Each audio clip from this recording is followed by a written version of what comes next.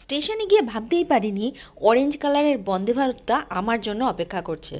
সত্যি বলছি, আমি ভীষণ খুশি হয়েছি। তাই সকালবেলা ঝটপট ব্রেকফাস্টটা করে নিলাম। ব্রেকফাস্টটা না আমার খুব ভালোই লেগেছে। কত সুন্দর সুন্দর জিনিস দিয়েছিল। আমি তো এইসব জিনিস খুব ভালোই খাই, হেলদি জিনিস, তোমরা খুব ভালো করেই জানো। আর দেখো বাইরের ওয়েদারটা জাস্ট ওয়াও লাগছিল, কিচ্ছু দেখা যাচ্ছিল না, বিশ্বাস করো। ও হ্যাঁ, সাবস্ক্রাইব করে দিও আমাদের চ্যানেলটা। আর তোমরা কিন্তু অবশ্যই আমার পাশে থেকো।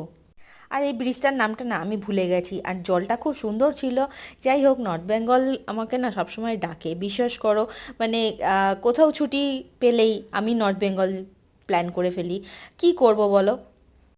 লাস্ট ভিডিওতে তোমরা দেখেছিলে তাকদার গার্ডেনটা, আমি আগেই ওটা পোস্ট করেছি।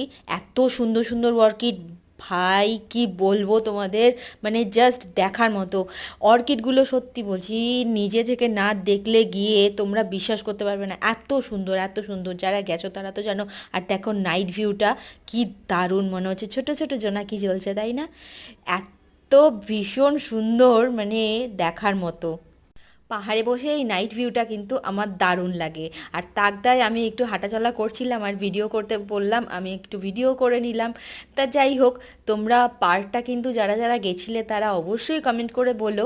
আর তোমাদের কেমন লেগেছিল তাকদা অর্কিড গার্ডেন, অবশ্যই আমাকে কমেন্ট করে জানিও।